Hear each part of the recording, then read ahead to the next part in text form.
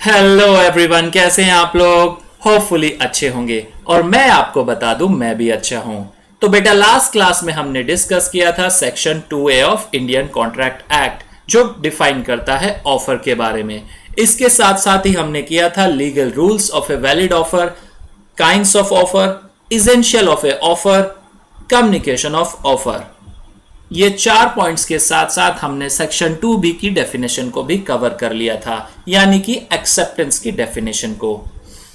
जिन बच्चों की last class miss हो गई है उन्हें परेशान होने की कोई जरूरत नहीं है, क्योंकि उस वीडियो का लिंक जो है मैंने डिस्क्रिप्शन बॉक्स में आपको ऑलरेडी दे दिया है।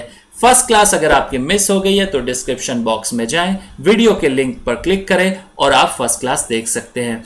दूसरी बात, जो बच्चे इन वीडियोस को हमारे YouTube चैनल के थ्रू देख रहे हैं तो आप हमारे चैनल को सब्सक्राइब कर लीजिए और साथ में बेल आइकन भी प्रेस कर दीजिए ताकि आप और भी सब्जेक्ट की फ्री क्लासेस को देख सके।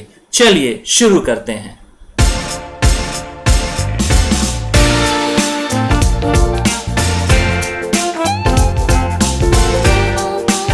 तो आज की क्लास में हम करेंगे बेटा acceptance, legal rules of a valid acceptance and communication of acceptance. Acceptance की डेफिनेशन का एक बार क्विकली रिकैप करते हैं। Section 2B of the act define the terms acceptance. क्या डिफाइन करता है? When the person to whom the proposal is made signifies his assent thereto, proposal is said to be accepted। यानी जिस person को offer दिया गया था उस पर्सन ने ऑफर को एक्सेप्ट कर लिया है, अपनी हाँ भर दी है, तो उस केस में ऑफर क्या माना जाता है? एक्सेप्ट हुआ माना जाता है। और जब एक बार ऑफर एक्सेप्ट हो जाए तो वो बन जाती है promise. The proposal when accepted becomes a promise.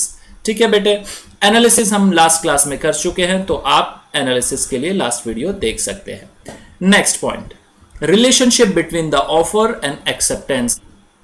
Sir William Anson के अनुसार acceptance is to offer what a lighted match is to train of a gunpowder. Sir William Anson कहना चाहते हैं कि जैसे ही आप ऑफर को एक्सेप्टेंस देना चाहते हैं तो वो एक प्रॉमिस बन जाती है और आप उसे अंडन नहीं कर सकते। जैसे कि आप एक बारूद पाउडर में माचिस की तीली लगाएं तो उसमें तुरंत विस्फोट हो जाएगा, आप उसे दोबारा अंडन नहीं कर सकते। चलिए बेटा समझते हैं legal rules regarding a valid acceptance. Valid acceptance कैसे मानी जाएगी उन केसेस को समझ लेते हैं। First is acceptance can be given only by the person to whom offer is made. Acceptance केवल वो ही व्यक्ति दे सकता है जिसे ऑफर दिया गया है। इसमें एक फेमस केस आया था बोल्टन वर्सेस जॉन्स का 1857 में। इस केस में हुआ क्या था बेटा? बोल्टन ने एक बिजनेस ट्रांजैक्शन की थी ब्रोकली हर्स्ट के साथ। बोल्टन, 3 पार्टी हैं, 3 पार्टी को एक बार समझते हैं। First is Bolton, second is Brocklehurst and third is Jones. Bolton ने एक बिजनेस ट्रांजैक्शन की ब्रोकलीहर्स्ट के साथ। जॉन्स जो कि ब्रोकलीहर्स्ट का क्या था? क्रेडिटर। उसने ऑर्डर दिया ब्रोकलीहर्स्ट को किसी गुड्स के लिए, यानी ब्रोकलीहर्स्ट को उसके क्रेडिटर की तरफ से ऑर्डर आता है कि वो कुछ गुड्स की सप्लाई कर दे। तो इस केस में सप्लाई कर दी बोल्टन ने। जॉन्स ने ऑर्डर दिया था ब्रोकलीहर्स्ट को बट सप्लाई की बोल्टन ने। बाद में जॉन्स ने बोल्टन को पेमेंट देने से मना कर दिया। बोल्टन ने जॉन्स के अगेंस्ट केस कर दिया। कोर्ट ने बताया कि चूंकि जॉन्स ने केवल ऑर्डर किसे दिया था? ब्रोकलीहर्स्ट को, ना कि बोल्टन को, तो इस केस में जॉन्स और बोल्टन के बीच में कोई भी कॉन्ट्रैक्ट नहीं बना था। तो समझ आया बेटा? Acceptance can be given only by the person to whom offer is made. Acceptance केवल वही व्यक्ति दे सकता है जिसे ऑफर किया गया हो। लास्ट क्लास में हमने एक और केस डिस्कस किया था, Carlill versus carbolic smoke ball company 1893, जो बताती थी जर्नल ऑफर के बारे में।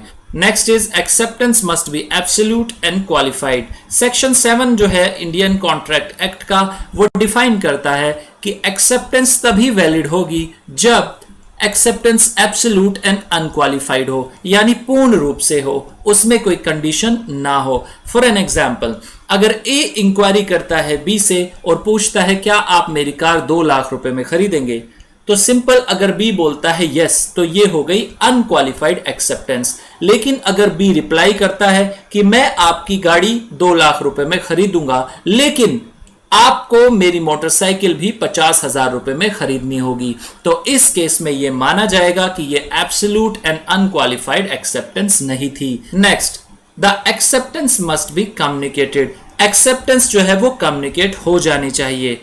दो पार्टीज के बीच में कॉन्ट्रैक्ट होने के लिए एक्सेप्टेंस को कम्युनिकेट होना बहुत जरूरी होता है। इन केस एक्सेप्टेंस कोई क्वालिफाइड है यानी कोई कंडीशन है, तो उसमें यह माना जाता है कि जो ओरिजिनल ऑफर था वो खत्म हो चुका है और ये दूसरा ऑफर जो है वो दिया जा रहा है सेकंड पार्टी की तरफ से। तो अगर फर्स्ट पार्टी उस ऑफर को एक्सेप्ट कर लेती है तभी एक्सेप्टेंस कम्युनिकेटेड माना जाएगा।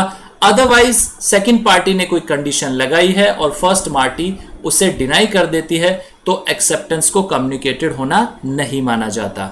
ठीक है बेटा, नेक्स्ट इसके कुछ एग्जांपल्स कर लेते हैं केस लॉस के थ्रू।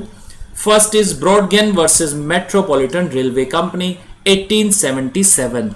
इस केस में हुआ क्या था बेटा, ये एक कॉल सप्लायर थे जिन्होंने रेलवे कंपनी के थ्रू कॉल को सप्लाई करने के लिए सोचा। तो उन्होंने एक ड्राफ्ट एग्रीमेंट जो है रेलवे कंपनी के मैनेजर को भेजा कि आप अपनी इस पे एक्सेप्टेंस बताएं। मैनेजर ने क्या किया, मैनेजर ने उस ड्राफ्ट एग्रीमेंट पर अप्रूव्ड साइन तो कर दिए बट उसे अपने ड्रॉर में रख लिया और सोचा कि नेक्स्ट डे जो उनके सॉलिसिटर होंगे यानी जो एडवोकेट्स होंगे उनके थ्रू वो जाकर उसे एक कॉन्ट्रैक्ट में बनवा लेंगे। मैनेजर जो थे वो ड्राफ्ट एग्रीमेंट को ड्रॉर में से निकालना ही भूल गए और बी को नहीं बता पाए एक्सेप्ट किया उन्होंने या नहीं किया। तो इस केस में ये हुआ, ब्रॉडगेन थे यानी जो बी थे उन्हें कम्युनिकेशन एक्सेप्टेंस की नहीं मिली थी। ठीक है, next point, M offer to sell his land to N. इस केस में क्या हुआ, एम जो थे उन्होंने ऑफर दिया एन को कि वो अपना लैंड उन्हें बेचना चाहते हैं 280 पाउंड्स में। एन ने रिप्लाई किया कि ठीक है वो एक्सेप्ट करते हैं ऑफर और साथ में एक चेक दिया 80 पाउंड्स का। एक कंडीशन उन्हें साथ में और लिख के भेजी, बाकी के बचे हुए 200 पाउंड्स वो मंथली इंस्टॉलमेंट में चुका देंगे और एक मंथ की इंस्टॉलमेंट देंगे 50 पाउंड्स। इस केस में कोर्ट ने ये जजमेंट दिया, एन ने एब्सोल्यूट एक्सेप्टेंस नहीं दी, उन्होंने अपनी तरफ से कंडीशन लगा दी, तो ऑफर जो है वो एक्सेप्टेड नहीं माना जाएगा। नेक्स्ट केस है बेटा Union of India versus Bahulal. इस केस में क्या हुआ था, A offers to sell his house to B for 1 lakh. A ने ऑफर दिया था हाउस अपना बेचने के लिए बी को 1 लाख रुपए का, बट बी ने रिप्लाई किया कि वो सिर्फ 80,000 रुपए में ही खरीदेगा। तो इस केस को भी ये ट्रीट किया गया कि यहां पर एक्सेप्टेंस अनक्वालिफाइड नहीं थी, ये एक क्वालिफाइड नेचर की थी जिस वजह से एक्सेप्टेंस नहीं हुई ऐसा माना गया। नेक्स्ट इज बेटा acceptance must be in the prescribe mode, यानी जो ऑफरी है उसे एक्सेप्टेंस जो देनी है अपनी वो प्रिस्क्राइब मोड में देनी है, उस मोड में देनी है जो ऑफर में बताया गया है। For an example, if the offeror prescribe acceptance through messenger, यानी ऑफरर ने बोला है कि आप अपनी एक्सेप्टेंस मैसेंजर के थ्रू दें बट ऑफरी ने अपनी एक्सेप्टेंस जो है वो ईमेल के थ्रू दे दी है, तो इस केस में ये माना जाएगा कि एक्सेप्टेंस नहीं हुई। लेकिन अगर ऑफरी ने अपनी एक्सेप्टेंस ईमेल पर दी थी और ऑफरर इसमें कोई भी ऑब्जेक्शन रेज नहीं करता है, यानी ऑफरी को नहीं बताता है कि आपने जो है प्रिस्क्राइब मोड में एक्सेप्टेंस नहीं दी, तो उस केस में भी ये मान लिया जाएगा कि एक्सेप्टेंस हो गई है। Next point is time. Time define करता है कि एक्सेप्टेंस जो है वो एक स्पेसिफाइड टाइम में दे देनी चाहिए। जो टाइम लिमिट दी गई है ऑफर में उसी टाइम लिमिट में एक्सेप्टेंस दे देनी चाहिए, बट इन केस अगर टाइम लिमिट नहीं है तो एक रीजनेबल टाइम में दे देनी चाहिए। तो जो रीजनेबल टाइम होता है वो डिपेंड्स करता है बेटा facts and circumstances of the case. Next point is mere silence is not acceptance, यानी चुप रह जाना एक्सेप्टेंस नहीं माना जाता। इस केस में समझते हैं फेल्थहाउस वर्सेस बिंदले का फेमस केस। इस केस में हुआ क्या था बेटे, एफ ने ऑफर दिया था अपने भतीजे को कि मैं तुम्हारा घोड़ा खरीदना चाहता हूं 30 पाउंड में, लेकिन अगर इसके बारे में मुझे कोई भी गलत जानकारी मिलती है कहीं से कि यह घोड़ा खराब है या इसमें कुछ कमी है तो मैं इसे नहीं खरीदूंगा। इस बात पर नेफ्यू जो था वो चुप रहा और उसने ना ही हां बोला ना ही ना।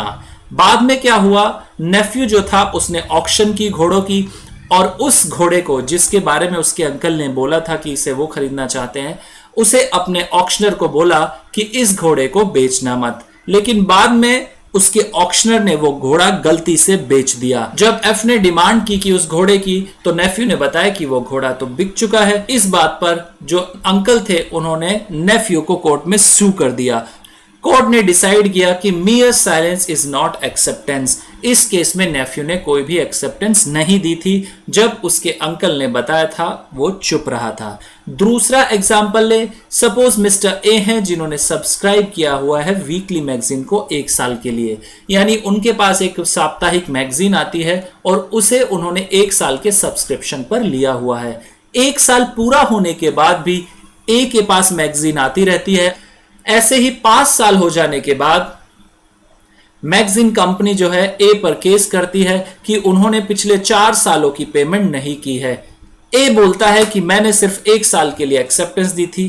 कोर्ट ने डिसाइड किया कि मैगजीन को एक्सेप्ट करना ही एक्सेप्टेंस मान लिया गया था ए के पार्ट पर, यानी जैसे ही 1 साल का सब्सक्रिप्शन पूरा हो गया था और सेकंड ईयर की उनके पास मैगजीन आनी शुरू हो गई थी, तो जब उन्होंने मैगजीन को रिसीव किया तब यह मान लिया गया कि उन्होंने अगला ऑफर एक्सेप्ट कर लिया है। तो इस केस में ए को पैसे देने पड़ेंगे कंपनी को। Next is acceptance by conduct और इंप्लाइड एक्सेप्टेंस। सेक्शन 8 डिफाइन करता है कि जैसे ही ऑफरी ऑफरर के लिए कुछ एक्ट कर देता है, जो उसने ऑफर दिया था और उस ऑफर को पाने के लिए वो कुछ एक्ट कर देता है, तो ये मान लिया जाता है कि ये इसमें एक्सेप्टेंस हो गई है। For an example, when a tradesman receive an order from a customer and execute the order by sending the goods. एक ट्रेडमैन को ऑर्डर मिलता है उसके कस्टमर से कि आप इस नेचर के, इस क्वालिटी के गुड्स हमें भेज दीजिए, और ट्रेडमैन वो गुड्स भेज देता है, तो उस केस में माना जाता है कि ये एक्सेप्टेंस हो गई है। नेक्स्ट इज बेटा communication of offer and acceptance. Communication of offer यानी कब माने कि ऑफर कम्युनिकेट हो गया है या कब हम माने कि एक्सेप्टेंस मिल चुकी है ऑफर के लिए। देखिए, ये दिक्कत तब आती है जब कम्युनिकेशन किसके थ्रू हो रहा है, या तो फोन के थ्रू या ईमेल के थ्रू या मैसेज के थ्रू हो रहा है, तब ये प्रॉब्लम्स आती है। जब फेस टू फेस अगर दोनों पार्टीज हैं सामने, तो ये प्रॉब्लम यूजुअली नहीं आती, क्योंकि उसमें सामने वाले की एक्सेप्टेंस और जो ऑफरर है उसका ऑफर तुरंत पता चल जाता है कि हाँ सामने वाले को कम्युनिकेट हुआ या नहीं हुआ, या एक्सेप्टेंस हुई या नहीं हुई। तो यूजुअली ये प्रॉब्लम किस में आती है, जब पोस्ट ऑफिस के थ्रू या लेटर्स के थ्रू या मैसेजेस के थ्रू ये ट्रांजैक्शन की जाती है, कम्युनिकेशन की जाती है ऑफर एंड एक्सेप्टेंस की। ठीक है, सबसे पहले पॉइंट करते हैं communication of offer. Communication of offer कब माना जाएगा कि हाँ कम्युनिकेट हो गया। सेक्शन 4 ने डिफाइन किया है कि कम्युनिकेशन ऑफ ऑफर कब माना जाएगा कंप्लीट हो गया। लेकिन सेक्शन 4 की तरफ जाने से पहले एक एग्जांपल के थ्रू इसे समझते हैं। सपोज 2 पर्सन है, mister A and mister B. Mister A offer देते हैं मिस्टर बी को कि क्या आप मेरा घर खरीदना चाहते हैं 5 लाख रुपए में, और ये जो उन्होंने ऑफर दिया ये दिया लेटर के थ्रू। मिस्टर ए ने ये लेटर पोस्ट किया 10 मार्च को और मिस्टर बी के पास पहुंचता है लेटर 12 मार्च को। तो इस केस में हम मानेंगे कि ये ऑफर जो कम्युनिकेट हुआ मिस्टर बी को, वो कम्युनिकेट हुआ 12 मार्च को। सपोज लेटर मिस्टर बी के पास 12 मार्च को पहुंचा था, लेकिन उन्होंने खोल के जब पढ़ा वो डेट थी 15 मार्च। तो इस केस में हम मानेंगे कि ऑफर जो बी को कम्युनिकेट हुआ है वो है 15 मार्च को, ना कि 12 मार्च को। ठीक है, ये था हमारा कम्युनिकेशन ऑफ ऑफर एग्जाम्पल। अब बात कर लेते हैं सेक्शन 4 ने क्या लिखा है। सेक्शन 4 ने बोला है the communication of offer is complete when it is comes to the knowledge of the person to whom it is made. Section 4 बोलता है जो ऑफर का कम्युनिकेशन है वो पूरा कब माना जाएगा, जब जिस पर्सन को ऑफर दिया गया है तब उसकी नॉलेज में आ जाए, यानी तब उसे पता चल जाए कि ये ऑफर मुझे मिला है या दिया गया है। ठीक है बेटा, क्लियर हो गया इतना। अब बात करते हैं कम्युनिकेशन ऑफ एक्सेप्टेंस की। कम्युनिकेशन ऑफ एक्सेप्टेंस यानी एक्सेप्टेंस को कब माने कि कम्युनिकेट हो चुकी है। सेक्शन 3 ने 2 तरीके बताए हैं कि जिसके थ्रू आप एक्सेप्टेंस की कम्युनिकेशन दे सकते हैं। ए है बाय एनी एक्ट और सेकंड है बाय ओमिशन। एनी एक्ट में आता है कि आपने सिंपल रिटन या ओरल कम्युनिकेट कर दिया कि हाँ मैं आपका ऑफर एक्सेप्ट करता हूं, और ओमिशन में आता है आपका कंडक्ट यानी आपका बिहेवियर।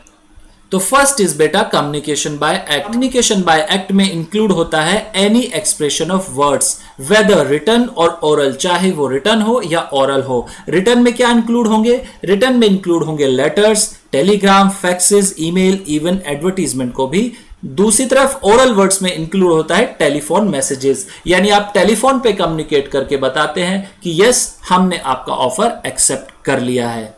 नेक्स्ट चलते हैं communication of acceptance bye omission, यानी आपके बिहेवियर से, आपके कंडक्ट से कि हाँ हमने आपका ऑफर एक्सेप्ट कर लिया है। सपोज बेटा आप जा रहे हैं अपने घर से सीपी कनॉट प्लेस, लेकिन आप कैसे जा रहे हैं? बस के थ्रू। तो जैसे ही आप बस में चढ़ते हैं आप ये एक्सेप्ट कर लेते हैं, आप इस केस के लिए एक्सेप्ट हो जाते हैं कि जो बस में किराया लगेगा आप उसे देने के लिए रेडी हैं। तो ये हो गया आपका कम्युनिकेशन बाय कंडक्ट, यानी आपके बिहेवियर से आपने बताया कि ठीक है हम इस बस में चढ़ने जा रहे हैं और जितना किराया होगा हम उसे देंगे। ठीक है, अब आते हैं कम्युनिकेशन ऑफ एक्सेप्टेंस के दो पार्ट पे, जो सेक्शन 4 डिफाइन करता है कि कम्युनिकेशन ऑफ एक्सेप्टेंस हम कब मानेंगे कि पूरा हो चुका है। In terms of section 4 of the act it is complete. Section 4 के अकॉर्डिंग ये माना जाता है, ये पूरा हो जाता है दो पार्ट में। एज अगेंस्ट द प्रपोजर, यानी प्रपोजर के अगेंस्ट कब माने कि हाँ एक्सेप्टेंस हो चुकी है। एज अगेंस्ट द एक्सेप्ट, यानी एक्सेप्टर के अगेंस्ट कब माने कि एक्सेप्टेंस हो चुकी है। First is as against the proposer, proposer के against when it is put in the course of transmission to him, यानी जब proposer को ट्रांसमिट कर दिया जाता है कि हाँ हमने आपका ऑफर एक्सेप्ट कर लिया है, तो उस केस में proposer के अगेंस्ट हम मानते हैं कि एक्सेप्टेंस को कम्युनिकेट कर दिया गया है। Next is as against the acceptor, यानी जो पर्सन एक्सेप्टेंस दे रहा है उसके अगेंस्ट हम कब माने कि कंप्लीट हो चुकी है acceptance. When it comes to the knowledge of proposer, जो प्रपोजर होता है जब उसे पता चल जाता है, उसकी नॉलेज में आ जाता है कि हाँ एक्सेप्टेंस मिल चुकी है। ठीक है बेटा, क्लियर है? आइए नेक्स्ट करते हैं। नेक्स्ट है एक example where a proposal is accepted by a letter sent by the post, जहां पर एक प्रपोजल को एक्सेप्ट किया जा रहा है किसके थ्रू? एक लेटर के थ्रू। तो समझते हैं इस केस में कि जब लेटर के थ्रू होती है एक्सेप्टेंस तो कब कंप्लीट होती है। The communication of acceptance will be complete as against the proposer when the letter of acceptance is posted, यानी जब लेटर एक्सेप्टेंस का पोस्ट कर दिया गया, एक्सेप्टेंस का लेटर पोस्ट कर दिया गया, तो उस केस में हम क्या मानते हैं कि जो कम्युनिकेशन है एज अगेंस्ट प्रपोजर वो कंप्लीट हो चुकी है। जिस पर्सन ने ऑफर दिया था उस पर्सन के अगेंस्ट हम मानते हैं कि ये कम्युनिकेशन कंप्लीट हो चुकी है। ठीक है, next and as against the acceptor when the letter reaches the proposer, और जो एक्सेप्टर है उसके लिए हम कब मानेंगे कि पूरी हो चुकी है कम्युनिकेशन? जब एक्सेप्टेंस का लेटर पहुंच जाएगा प्रपोजर के पास। एक एग्जाम्पल से करते हैं। ठीक है, हमने प्रीवियस एग्जाम्पल किया था कि ए ने एक लेटर पोस्ट किया था बी को कि क्या आप मेरा घर 5 लाख रुपए में खरीदना चाहते हैं। ठीक है, अब बी को वो लेटर मिल गया है। अब आगे की कहानी सुनिए। बी जो है, बी क्या करता है? उस लेटर को पोस्ट करता है 14th को। उस लेटर को पोस्ट कब करता है? 14th को। तो हम ये मानेंगे कि ए के अगेंस्ट एक्सेप्टेंस की कम्युनिकेशन हो चुकी है 14th, किसी भी महीने की डेट हो सकती है, सपोज 14th मार्च। तो हम ये मानेंगे कि ए के अगेंस्ट एक्सेप्टेंस कंप्लीट हो चुकी है 14 मार्च को। ठीक है बेटा, नेक्स्ट, जब वो लेटर ए को रिसीव होगा, जब वो लेटर ए को रिसीव होगा तब हम ये मानेंगे कि बी के अगेंस्ट कम्युनिकेशन कंप्लीट हो चुकी है, यानी अब ए और बी दोनों बाउंड हो चुके हैं। उस केस में अब बी जो है बाउंड करा सकता है ए को कि अगर वो ऑफर को रिवोक करना चाहे, अपनी प्रॉमिस को तोड़ना चाहे, तो वो उसे बाउंड करा सकता है कि नहीं आपने ऑफर दिया था मुझे और मैंने वो आपको एक्सेप्ट कर लिया है।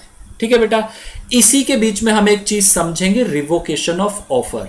मैं कम्युनिकेशन के बाद तुरंत आपको रिवोकेशन कराता हूं ताकि आप थोड़ा सा डिफरेंस समझ पाएं कि कम्युनिकेशन पूरा हो जाता है। इस केस में काफी बच्चों की क्वेरी आएंगी, क्वेश्चन पूछेंगे कि सर अगर बी जो है 14 तारीख को जो है लेटर भेज देता है, पोस्ट कर देता है कि हाँ मुझे ऑफर आपका मंजूर है, लेकिन 2 घंटे बाद वो फिर से भेज देता है एक लेटर कि मुझे मंजूर नहीं है आपका ऑफर, और जो मंजूर नहीं है आपका ऑफर वो लेटर उसे पहले रिसीव होता है ए को, और वो लेटर बाद में रिसीव होता है कि मुझे आपका मंजूर है ऑफर, तो कैसे हम ट्रीट करेंगे? इस केस में एक्सेप्टेंस मानी जाएगी या रिवोकेशन हो जाएगी?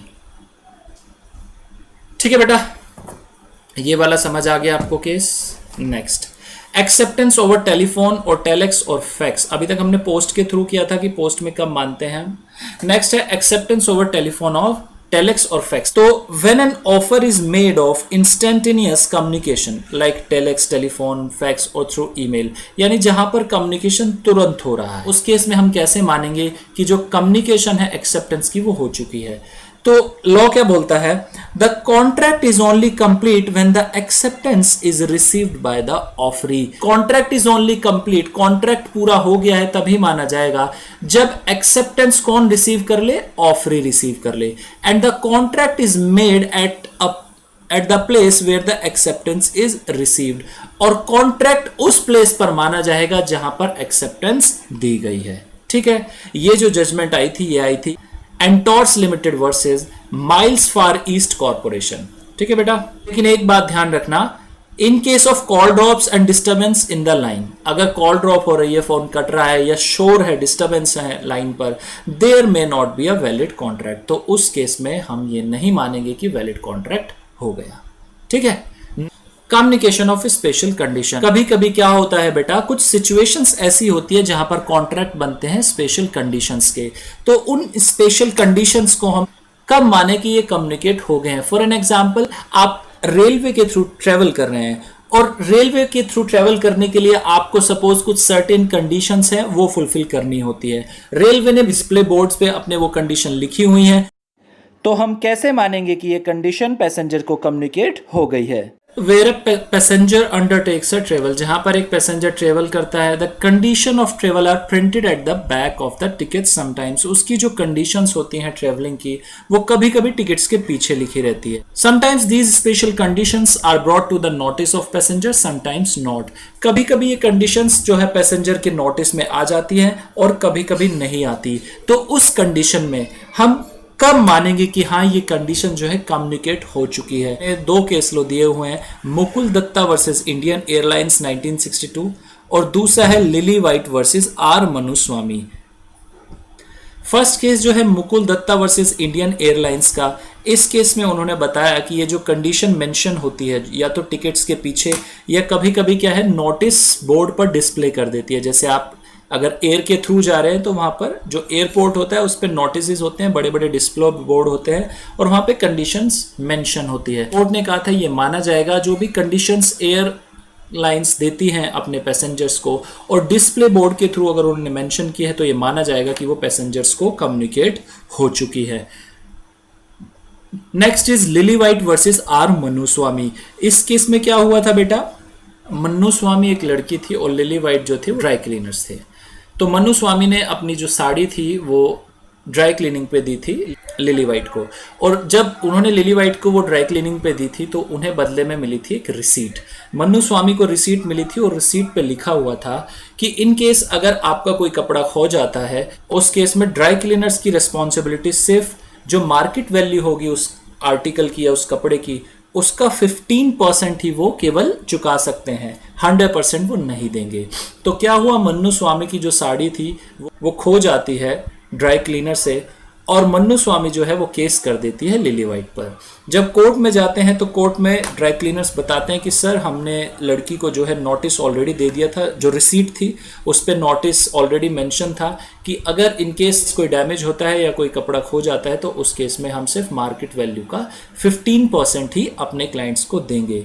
तो कोर्ट ने बताया कि ये जो टर्म्स है वो टर्म्स है अनरीजनेबल, 100% आपको देना होगा।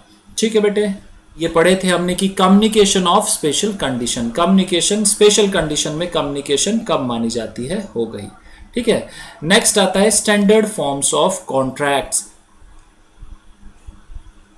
यूजुअली क्या है, एक ये वेल एस्टेब्लिश रूल है कि एक स्टैंडर्ड फॉर्म होती है कॉन्ट्रैक्ट की जो एनफोर्स किया जा सकता है। बेटा इसमें क्या बताया गया है, इसमें बताया गया है सिंपली जब दो पार्टी कॉन्ट्रैक्ट बनाती है तो अपनी टर्म्स एंड कंडीशन आपस में डिस्कस करके ही वो कॉन्ट्रैक्ट को बनाती है और वही एनफोर्स होता है। लेकिन सपोज कोई ऑफरर कॉन्ट्रैक्ट बनाता है और बाद में उसमें कुछ special terms and condition introduce कर देता है बिना ऑफरी को बताए, तो उस केस में ऑफरी जो है उस कॉन्ट्रैक्ट को एक्सेप्ट करने से मना कर सकता है। Raipur transport company versus Ghanshyam, तो इस केस में क्या हुआ था बेटा, घनश्याम के पास कुछ गुड्स थे और वो उन्हें ट्रांसपोर्ट कराना चाहते थे।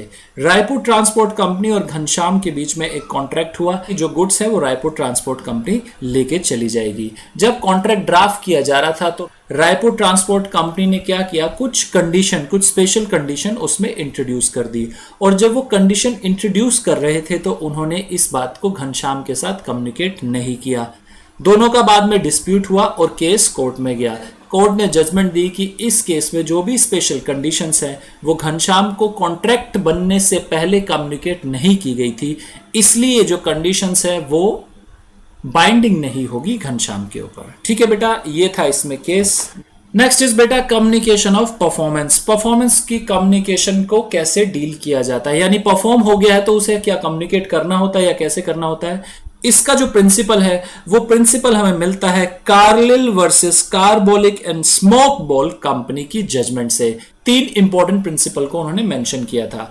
First, an offer to be capable of acceptance must contain a definite promise, यानी एक ऑफर उसमें क्या होनी चाहिए, एक डेफिनेट प्रॉमिस होनी चाहिए बाय द ऑफरर, ऑफरर की तरफ से, क्या, that he would be bound provided the terms specified by him are accepted. जो टर्म्स ऑफर में दी गई है अगर ऑफरी उन्हें कंप्लाई करता है तो वो उस टर्म्स एंड कंडीशन के साथ बाउंड हो जाएगा। वो कौन, offeror. Next, an offer may be made either to a particular person और to the public at large. एक ऑफर जनरल भी हो सकता है, स्पेसिफिक भी हो सकता है।